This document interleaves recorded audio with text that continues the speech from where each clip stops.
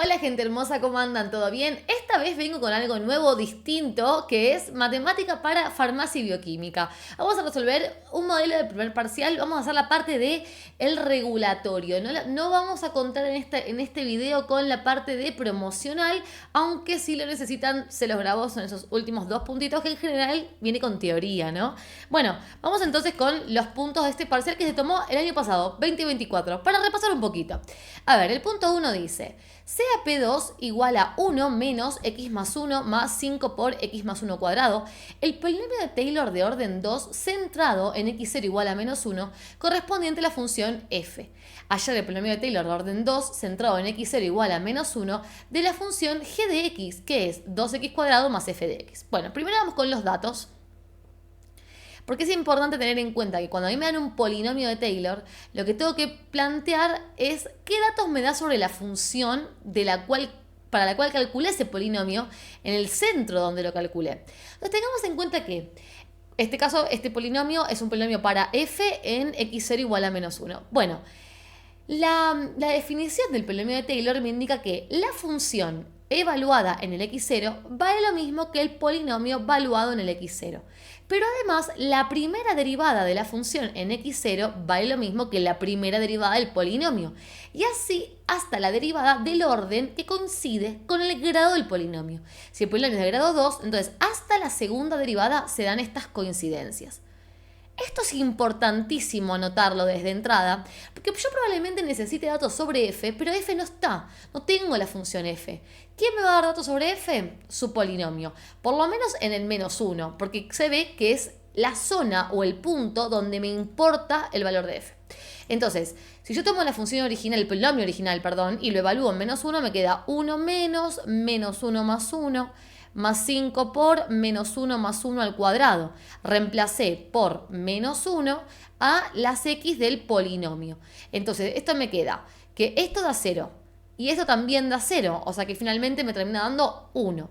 Y vos dirás, sí, claro, Maca, siempre en un polinomio de Taylor el término independiente es la función evaluada en el x0.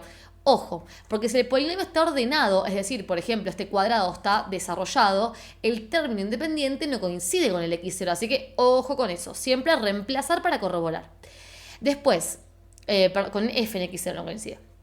La derivada. Vamos a hallar primero la derivada del polinomio de Taylor. Ahí va. La derivada en función de x. Y sería la derivada de 1, 0. La derivada de menos x más 1 sería menos, y la derivada de x es 1 y la derivada de 1, 0. Más, esta derivada quedaría como 5 por todo número que multiplica, todo coeficiente baja sin derivar. Y ahora voy a derivar con la regla de la cadena, o sea, primero baja el 2 multiplicando, o sea, queda 2 por x más 1 elevado a la 1, o sea, derivé la potencia, por la derivada de lo de adentro. La derivada de x es 1, la derivada de 1 es 0, o sea que me quedaría por 1. Regla de la cadena. O sea que acomodando me quedaría menos 1 más 5 por 2 es 10 por x más 1. Y este por 1 que está atrás, si querés, puedes evitar ponerlo porque el 1 es neutro en la multiplicación. Entonces ahora reemplazo por menos 1 a la derivada. Sería menos 1 más 10 por menos 1 más 1. Menos 1 más 1 es 0, o sea que esto me termina quedando menos 1 más 0, que es menos 1. Y ahí tenemos el valor de la primera derivada de f. Y ahora vamos a tomar la derivada del polinomio, por eso la acomodé, y la vamos a volver a derivar. O sea que esto lo volvemos a derivar para encontrar la segunda derivada y después evaluarla en menos 1, dado que la segunda derivada de la función en menos 1 vale lo mismo que la segunda derivada del polinomio en menos 1. Ya para la tercera derivada eso no se va a cumplir. De todas maneras el polinomio tendría derivada tercera 0, pero de todas maneras digo, no se va a cumplir porque se cumple hasta el grado del polinomio, insisto. Entonces, derivo otra vez. La derivada de menos 1, 0. La derivada de 10 por x más 1 sería 10 por la derivada de x más 1, que es 1. Es decir, 10. Entonces me termina quedando que si yo evalúo a la segunda derivada por menos 1, bueno, la segunda derivada es constante. No tengo x donde reemplazar por menos 1. O sea que da 10 para todo x.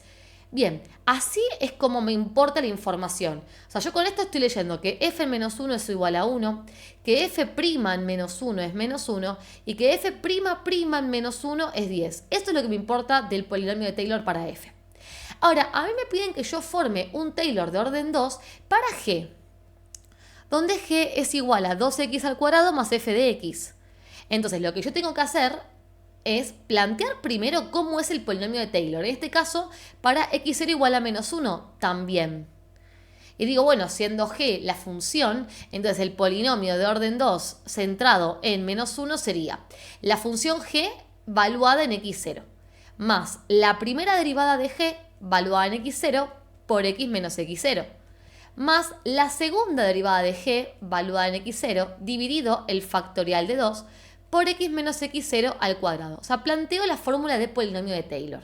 Y ahora lo que yo tendría que encontrar es cuánto vale g en x0, o sea, en menos 1, cuánto vale la primera derivada de g en x0 y la segunda. De modo que después reemplazo en la fórmula del polinomio de Taylor de grado 2 para g y tengo la respuesta al ejercicio.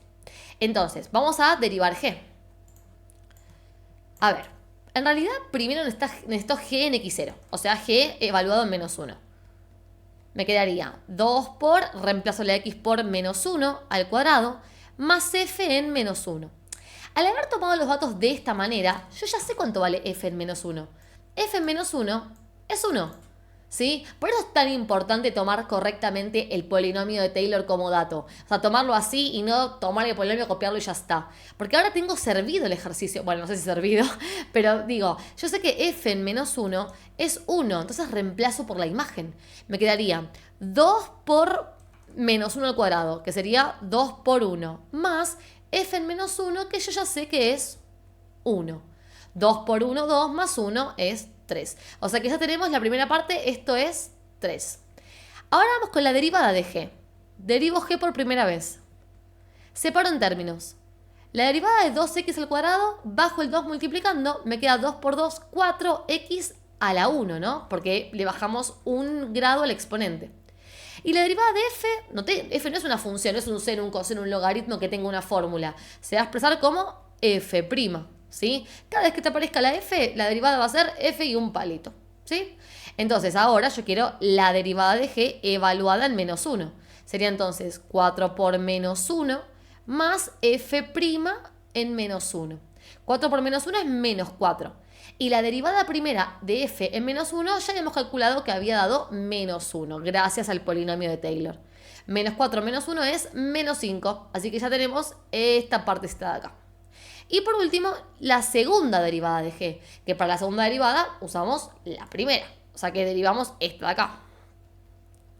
Otra vez, como es una suma lo que forma a la primera derivada, separo en términos. La derivada de 4 por x, 4 por 1, o sea 4. Y la derivada de la derivada, la segunda derivada, ¿sí? Le ponemos 2 palitos, f segunda, ¿sí? Y ahí tenemos que evaluar a g derivada por menos 1, segunda derivada de g se lee correctamente, y sería 4 más f segundo derivada en menos 1. ¿Te das cuenta que cuando yo reemplazo x, capaz es una pavada lo que voy a decir, pero insisto, yo reemplazo no solamente la x que está como parte de una función con estructura, me refiero a parte de una función elemental, yo que también reemplazo la x de la f, ¿no? Como estoy haciendo acá con la derivada. Esta es la única x para reemplazar en la segunda derivada, digo, ¿no? Es importante, capaz es una pavada lo que estoy diciendo, pero es importante como para entender que esto es un número. Número que tenemos por haber tomado el polinomio para f y encontrado sus derivadas. Por ende, las derivadas de f en menos 1. Entonces acá me queda primer término 4 más la segunda derivada de f en menos 1, 10. 4 más 10, 14. Y ahí tengo la segunda derivada de g. O sea, esto es 14. Con lo cual, reemplazando acá, me quedaría polinomio de Taylor de orden 2 para g. Sería g en menos 1, 3, más la primera derivada de g en menos 1, que es menos 5, por x menos x0, o sea, menos 1. Más la segunda derivada de g en menos 1, que nos acaba de dar 14, dividido 2 factorial, que es 2 por 1, o sea 2, multiplicado por x menos x0, o sea x menos menos 1, al cuadrado. Y bueno, ahora, a ver si tengo miedo que no se vea entera, ahí. Acomodando un cachito, no hace falta que resolvamos paréntesis, esto me quedaría 3 más por menos 5 por x más 1, más 14 y de 2 es 7, por x más 1 al cuadrado. Y listo, ahí respondimos entonces el punto 1 de este parcial. Ejercicio 2 dice, hallar los valores de A y B pertenecientes a los reales para que f, que va de reales en reales, resulte continua en todo su dominio. Bueno, primero tengamos en cuenta cómo está definida f en función de estos límites de dominio que tiene cada una de las ramas. Aparentemente se separa a partir del número menos 2. Para todos los valores de x menores a menos 2, se cumple la función 1 menos e a la x más 2 sobre x cuadrado menos 4. Esta función tiene puntos de discontinuidad donde su denominador se anula. Entonces yo voy a plantear a ver en dónde se anula el denominador y cuando despejo esta ecuación me queda x cuadrado es igual a 4, entonces módulo de x es igual a raíz cuadrada de 4, ¿no? Cuando aplicamos raíz cuadrada miembro a miembro te queda raíz cuadrada de x cuadrado, que es módulo de x. Módulo de x es igual a 2, o sea que el denominador se anula en 2 y en menos 2. Ahora fíjate que en el intervalo donde pertenece esta función, que sería de menos infinito hasta menos 2, o sea, los menores a menos 2, no incluye ni al 2 ni al menos 2. O sea que dentro del dominio donde esta rama funciona, no tiene esa rama particularmente ningún punto de discontinuidad.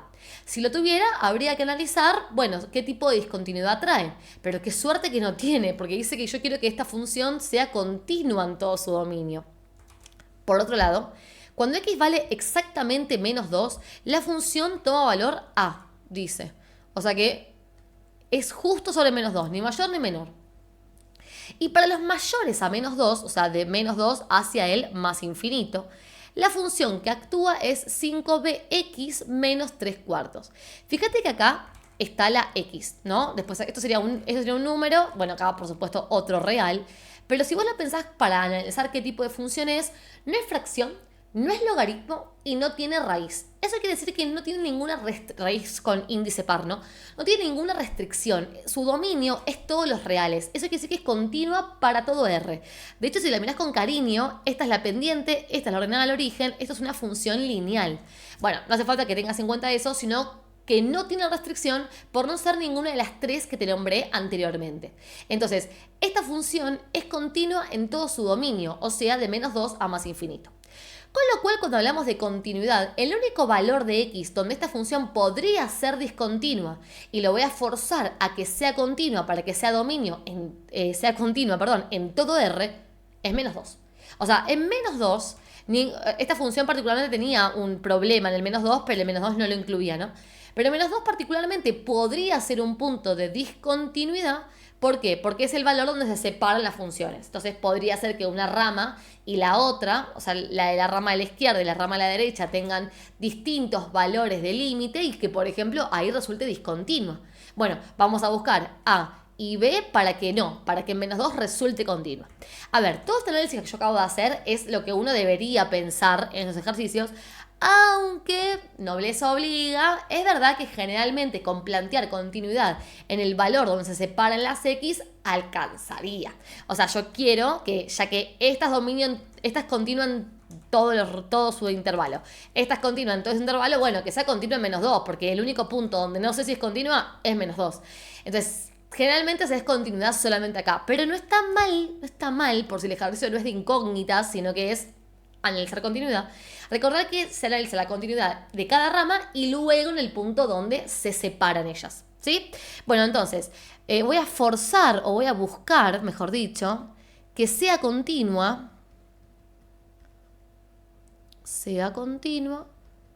en x igual a menos 2. Muy bien, bueno, a ver, ¿cómo se planteaba la continuidad? Primero vamos a buscar la imagen, o sea, f en menos 2. F en menos 2 es tomar la función que incluya el menos 2 y evaluarla en menos 2. Justo acá la que incluye en menos 2 es la rama que vale A, es constante, no tengo dónde reemplazar por menos 2. O sea, F en menos 2 vale A. ¿Cuánto vale A? Todavía no sé. La continuidad me va a dar un valor para ella.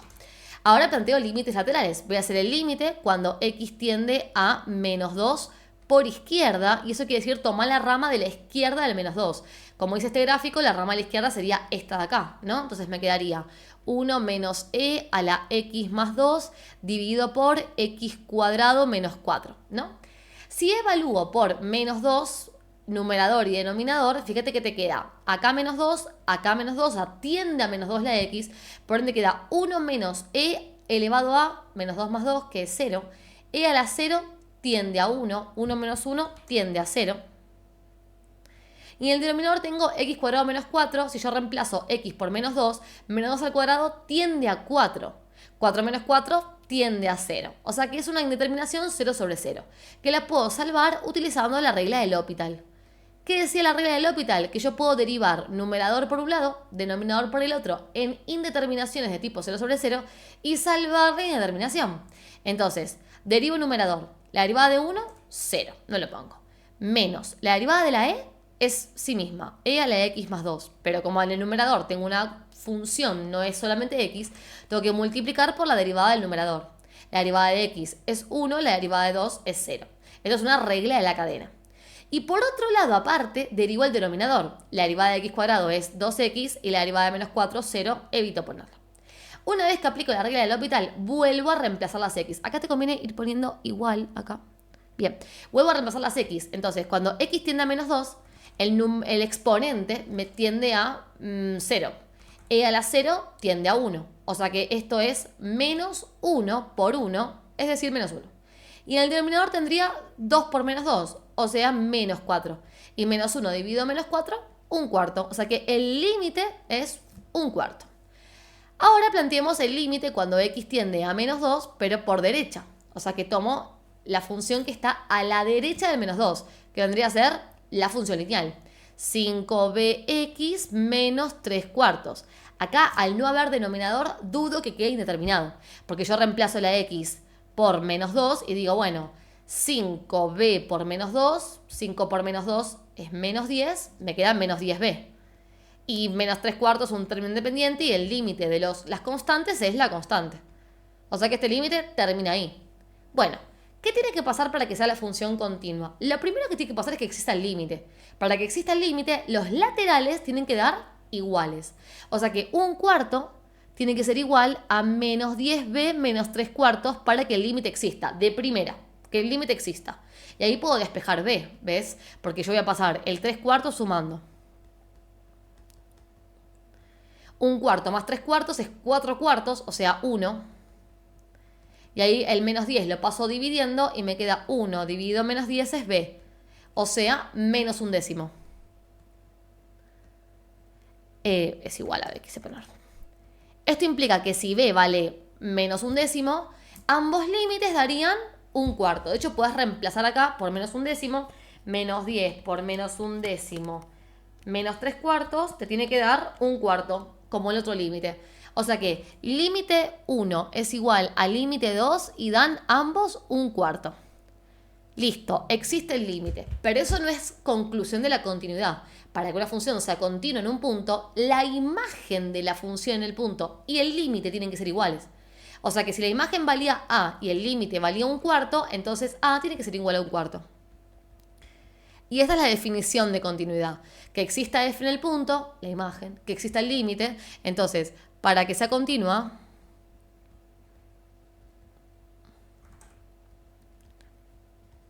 en x igual a menos 2, y por lo tanto en todos los reales, porque ya dijimos que continua era para menores a menos 2, para mayores, pero no sabíamos qué pasaba en menos 2. Entonces el límite cuando x tiende a menos 2 de la función tiene que dar lo mismo que es la función evaluada en menos 2.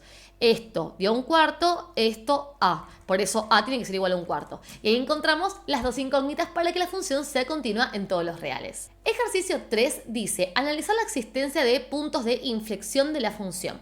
Bueno, a ver, puntos de inflexión. Los puntos de inflexión son aquellos valores de x que cumplen con que la segunda derivada de la función es igual a 0. O sea, hay que buscar para qué valores de x esta función, su segunda derivada, se anula. Y con eso tenemos la existencia. Entonces, vamos primero con la primera derivada.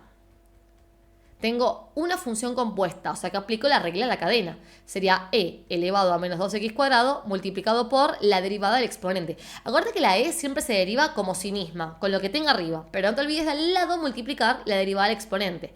Baja el 2 multiplicando y me queda menos 2 por 2 menos 4x a la 1. Menos 4x. Ahora voy a encontrar la segunda derivada y me encuentro con un producto, o sea que tengo que usar la regla del producto. El primero derivado, que sería e a la menos 2x cuadrado por menos 4x, ya que es lo mismo que acabamos de derivar, por el segundo sin derivar, más el primero sin derivar por la derivada del segundo, la derivada de menos 4 por x, menos 4. ¿Sí? Ojo con esto. Vos pensás que este es P y este es Q, porque esto puede marear. Esto sería P derivado por Q sin derivar, más P sin derivar por la derivada de Q. ¿Ok? Y bueno, para buscar puntos de inflexión yo tendría que igualar a 0 esta segunda derivada. Pero cuando tenemos E, conviene hacer un paso previo a despejar e igualar a 0, que es sacar factor común. Fíjate que vos tenés dos términos. Este es uno, este es otro. Entonces saquemos factor común de E a la menos 2x al cuadrado. Porque cuando venimos de un producto con E, siempre te va a quedar una derivada donde podés sacar factor común a la hora de acomodar. Entonces saco factor común de E a la menos 2x al cuadrado. Y como factor común implica dividir a cada término por E, dividir es simplificar. O sea, simplificaríamos la E de ambos términos y dentro del paréntesis me queda lo que sobra de la simplificación. O sea, menos 4x por menos 4x más y menos 4 del segundo término, ¿sí? Y si acomodamos un cachito, a ver, menos por menos más, 4 por 4, 16, x por x, x cuadrado, ¿no?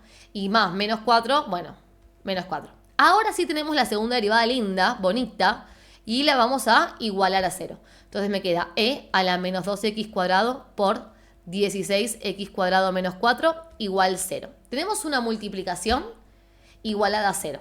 Eso implica que cualquiera de los dos factores puede ser 0. No hagas distributiva porque sería como volver atrás en el factoreo que acabamos de hacer. Vos pensás que la E bajo ningún x, o sea, reemplazando esta x por ningún valor, da 0. O sea, esto es distinto de 0 para todo r, para todo x, ¿sí? Para todo x perteneciente a los reales. Entonces, lo único de esta multiplicación que puede ser 0 es esto. Con lo cual igual a 0 solamente 16x cuadrado menos 4. Esto es así siempre. ¿Por qué? Porque la e elevado a lo que sea es positiva para todos los reales. ¿Sí? Es positiva para todo x. Entonces, como yo estoy buscando que la multiplicación dé 0, y para que algo multiplicado por otra cosa dé 0, alguno de los dos tiene que ser 0, bueno, digo, lo único que puede ser 0 acá es esto. ¿Y para qué x puede ser 0? Esto siempre es así. Bueno, despejamos esta ecuación y esto va a ser lo que nos dé como respuesta para qué valores de x la segunda derivada se anule. O sea, los puntos de inflexión. Bueno, paso el 4 sumando. Paso el 16 dividiendo. Me termina quedando x cuadrado igual a un cuarto, ¿no? Y ahora aplico raíz cuadrada miembro a miembro y me queda módulo de x igual a raíz cuadrada de un cuarto, que es un medio. O sea que tiene dos puntos de inflexión, dos valores de x que anulan la segunda derivada, el 1/2 y el menos 1/2. Y ahí buscamos la existencia de los puntos de inflexión. Y ahí termina el ejercicio. Punto 4, y espero que hasta acá te vaya viniendo bien, te vaya sirviendo esta resolución del examen. Me encantaría poder subir más previo a tu examen y si llego con tiempo y vos te parece que te puedo ayudar con otro modelo, déjamelo saber en comentarios. Y bueno, si tenés alguna duda, por supuesto, plantéamelo. Y si pensás que a tus facu amigos les puede servir esta resolución, tenés el botón de compartir ahí abajo. Y si todavía no me seguías, seguime. Para el segundo parcial prometo subir más ejemplos.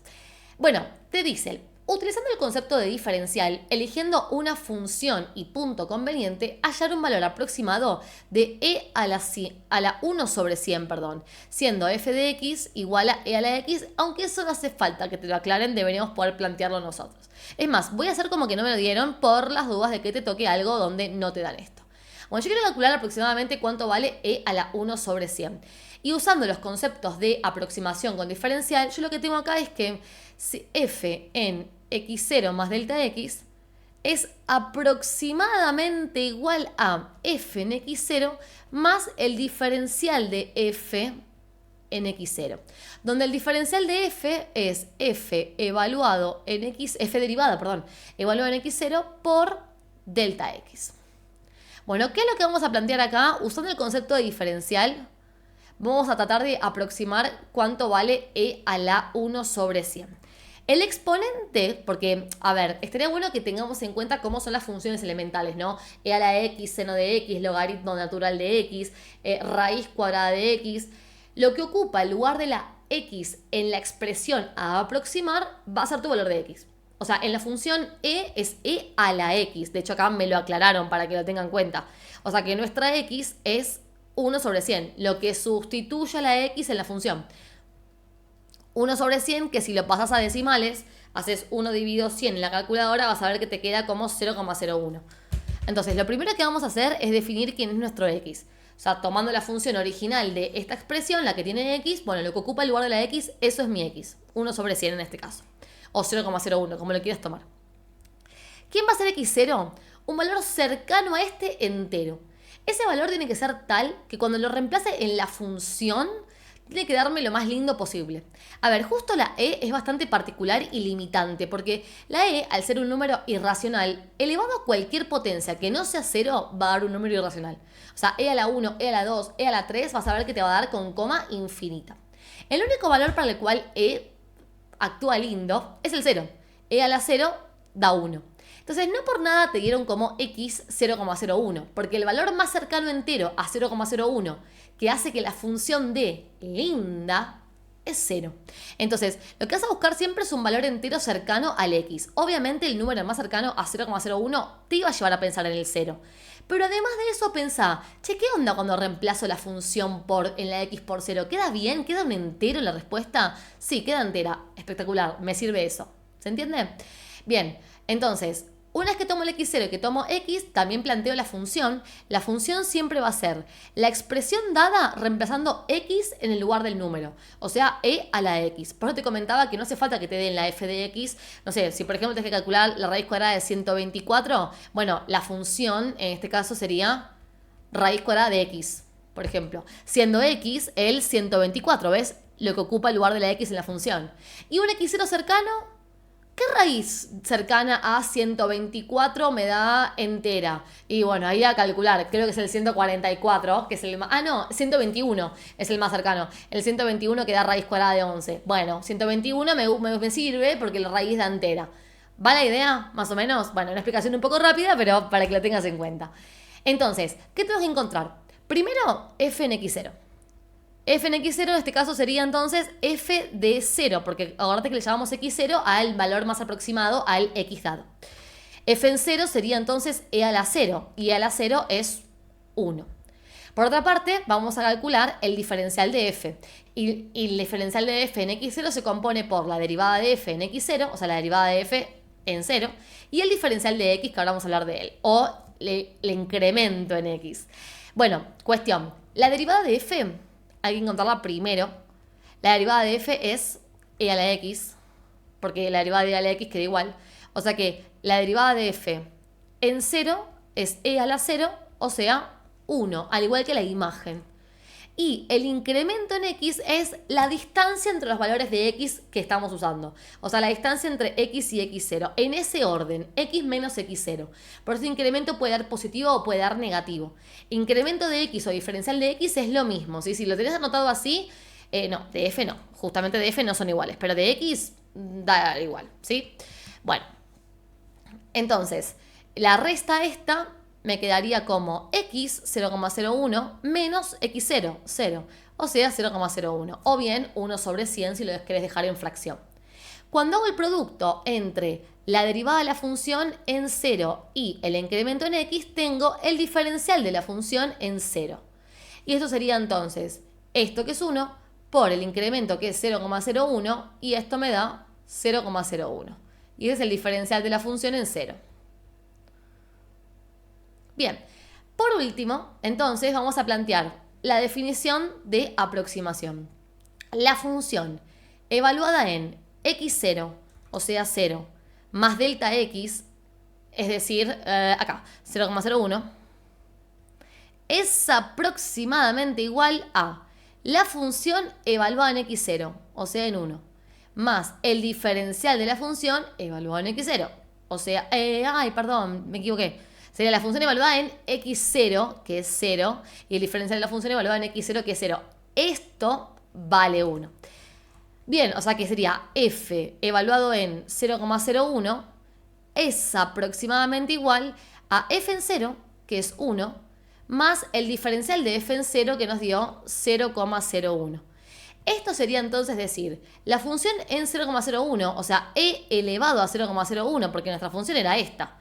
Y esto implica reemplazar la x de la función por 0,01, es aproximadamente esta suma, o sea 1,01. Y listo. Ahí terminó el ejercicio calculando cuánto da esto con diferenciales. De hecho, puedes corroborar. Puedes meter en la calculadora que sería shift logaritmo natural, elevado a la 0,01. No pones el elevado, pones shift logaritmo natural 0,01 en la calculadora. Y eso te tiene que dar 1,01. Aprox, porque obviamente tiene más decimales el número que es irracional. Pero estamos aproximando. Y para que te des una idea qué es esto, por si no tenés mucha idea de qué se trata, lo que tenés que pensar es lo siguiente. Cuando uno calcula aproximaciones, vos tenés una función que es e a la x, que ponele que vendría a ser algo así, donde cuando x vale 0 específicamente, la función toma valor 1. Cuestión que si yo trazo una recta tangente a esta función cuando x vale 1, tengo algo más o menos así. Una recta creciente que coincide con la función cuando x vale justo 0. O sea, esta recta y la función toman el mismo valor de x el mismo valor de y, cuando x vale 0. A partir de que me corro un poquito por la derecha o por la izquierda, empiezan a cambiar las imágenes. Vamos a suponer, obviamente usando una escala súper agravada, pero para que se pueda visualizar bien, vamos a suponer que el número en x 0,01, o sea, 1 sobre 100, está más o menos por acá. Acá está el 0, ¿no? Esto es el incremento en x, 0,01. Y yo lo que quiero calcular es cuánto vale la función original, esta, cuando la evalúo en 0,01.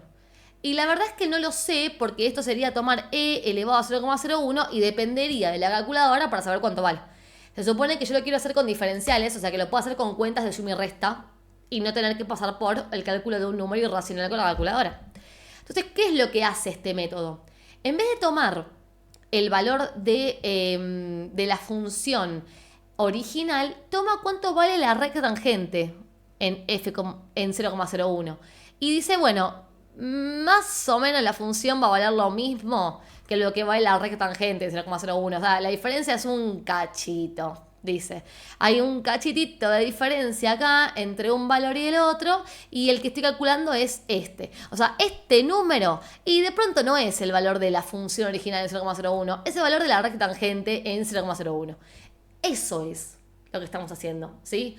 ¿Y qué pasa con los diferenciales? Bueno, se supone que acá tengo f en 0, ¿no? Sería esto f en x0 y esto f en 0,01. Entonces, cuando uno dice diferencial de diferencial de f, que me refiero a esto de acá que da 0,01, se refiere a la distancia que hay entre el x0, entre la imagen del x0 y la recta evaluada en x. Esto sería el diferencial de f. Capaz escuchaste que el incremento en f no es lo mismo. Claro, porque el incremento en f es la distancia entre f en 0 y f original en 0,01. Pero claro, uno puede calcular este, no este. Entonces, claro, ¿qué pasa? Al saber calcular este, que es casi el otro, porque fíjate que le falta como este cachito nada más, decimos, bueno, si yo al f en 0 le sumo el diferencial y no tengo el verdadero valor de f en 0,01, pero casi, pues está ahí cercano. Por eso usamos la aproximación y no el igual. ¿Ves? Si yo a esto pudiese sumarle el incremento en 0, al f en 0, que sería lo amarillo, le pudiera sumar todo el incremento hasta acá, tendría el verdadero valor de f en 0,01. Pero no puedo calcular incremento en f, puedo calcular diferencial de f, que es cercano, ¿sí? A eso vamos con aproximación. Punto 5 y final de este examen, y deseo de todo corazón que te vaya muy bien en el tuyo. Este punto es de vectores. Dice, dados los vectores u y b, hallar todos los vectores de módulo 3 que sean perpendiculares a u y b. Bueno, mira, cuando quiero hallar un vector hay una formulita que te puedes aprender. Esa formulita puede que no la hayas aprendido porque esta la doy yo. En general me gusta plantearla. Vamos a suponer que el vector se llama w. Bueno, puedo hallar un vector dado su módulo y su dirección y su sentido. Igual el sentido puede que no te lo aclaren cuando hablamos de perpendicularidad, no me importa si va en un sentido u otro, pero la perpendicularidad me habla sobre dirección. Entonces, cuando yo tengo que encontrar un vector cualquiera, con tener módulo y dirección me alcanza para plantear esto. Es el módulo del vector que quiero encontrar multiplicado por el vector dirección que va a tener la misma dirección que mi vector dividido por su módulo. Esto de acá se llama versor. El versor director. Te voy a explicar en paso a paso qué es lo que yo tendría que hacer en este caso. Tengo dos vectores U y B. Este es U, esto es B. Lo primero que tengo que hacer es encontrar un vector que sea perpendicular a ellos, que va a tener la misma dirección que el vector que yo quiero hallar. ¿Sí? O sea, va a estar apoyado sobre la misma recta, si querés, va a tener la misma dirección, sería la misma ruta. Y yo hago ahora te voy a explicar cómo se halla. Si yo hago algo, voy a encontrar un vector que es simultáneamente perpendicular a U y B. Cuando vos querés buscar un vector que es perpendicular a dos al mismo tiempo, se hace lo que se llama producto vectorial. O sea, ese vector D perpendicular a U y B se encuentra como U producto vectorial B. Ahora lo vamos a encontrar. Ese vector va a tener la misma dirección que mi W. Ahora, ese vector tiene un módulo propio, no sé, módulo 4, módulo 5, módulo raíz de 7. Bueno, lo voy a dividir por su módulo o norma y lo que hago con eso es acortar el vector a longitud 1. Esto sería versor D, que vendría a ser esta división. ¿Por qué a 1? Y porque si yo lo divido y lo dejo de longitud una unidad, después lo puedo estirar a la cantidad de unidades que yo quiero que tengan, que es el módulo del vector a hallar. Yo sé que W tiene que estar sobre D, mirando para arriba, para abajo, no importa, pero sobre D. Lo que pasa es que yo quiero que tenga longitud 3. Entonces, ¿qué hago después? A esto lo triplico. Y digo, bueno, 1, 2, 3 veces S va a ser mi W. Entonces, ves que W, al igual que D, cumplen con ser perpendiculares con U y B. Pero además W cumple con que además de ser perpendicular, su módulo vale 3, que es lo que me piden. Entonces, lo primero que tengo que hacer es buscar ese vector D que es perpendicular a U y a B. O sea que vendría a ser el vector director asociado a W. Entonces, ¿cómo hago el producto? Y J acá, vamos a hacer la plus. Vamos a copiar el vector U primero, que sería menos 2, 3, 1. Y el vector B, que es el 1, 2, menos 1. ¿Cómo se resolvía esto? Tapo fila 1, columna 1, tapo fila 1, columna 1 y copio en un determinante de 2 por 2 lo que sobró. Método de Laplace. 3, 1, 2, menos 1. Tomo J, le cambio el signo por los cofactores y tapo fila y columna de J. Y me queda menos 2, 1, 1, menos 1. Y por último, tapo fila y columna de la K. Entonces me queda más K por menos 2, 3, 1, 2. Y con esto encuentro las coordenadas de un vector que es perpendicular a U y a B simultáneamente. Entonces me queda I por 3 por menos 1, menos 3. Menos 2 por 1, menos 3, menos 2, menos 5. Menos J por menos 2 por menos 1, menos 1 por 1. Menos 2 por menos 1 es 2. Menos 1 me queda 1.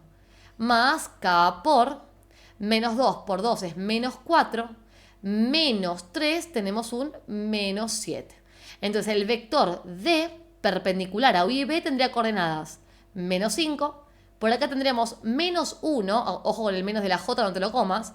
Y por acá menos 7. Si usás como vector 5, 1, menos 5, 1, 7, o sea, en positivos, o cualquier múltiplo de él, me sirve, porque cumplen con ser perpendiculares a U y a B simultáneamente. Una vez que tengo D, voy a sacar su módulo. Módulo de D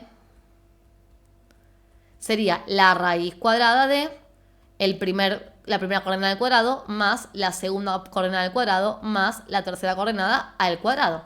O sea, sería la raíz cuadrada de 25 más 1 más 49, que me da 75. O sea que ya tenemos quién es el vector D, cuál es su módulo, porque la verdad que raíz cuadrada de 75 lo voy a dejar así porque no tiene respuesta entera. Y también tenemos el módulo del vector que queremos hallar. Listo, ya podemos reemplazar esta fórmula y encontrar a nuestro vector W. Entonces sería el módulo de W, 3. El vector que dirige a W, menos 5, menos 1, menos 7. Y si lo divido por su norma, ahí tengo el versor. Y bueno, ahora como vamos un cachito, por ejemplo, el 3 lo podemos distribuir, ¿no? Entonces me queda menos 15, menos 3 y 3 por menos 7, menos 21. Y si querés, porque eso se puede responder así, también distribuimos el 75. Entonces me queda menos 15 sobre raíz de 75, menos 3 sobre raíz de 75 y menos 21 sobre raíz de 75. Y listo, este es el vector W hallado. ¿Cómo puedes corroborar que está bien? Bueno, le puedes buscar el módulo a este vector y vas a ver que te va a quedar 3, o sea, la raíz cuadrada de esto al cuadrado más esto al cuadrado más esto al cuadrado te va a quedar 3. También lo que puedes plantear es que este vector es perpendicular a U y a B. O sea que si multiplicas el vector U por este vector, te tiene que dar 0, escalarmente hablando. Y si multiplicas el vector B por este vector, también te tiene que dar 0. ¿Sí? Y bueno, hasta acá entonces la resolución de este examen. Mucha suerte en el tuyo y déjame saber después cómo te fue. Nos vemos.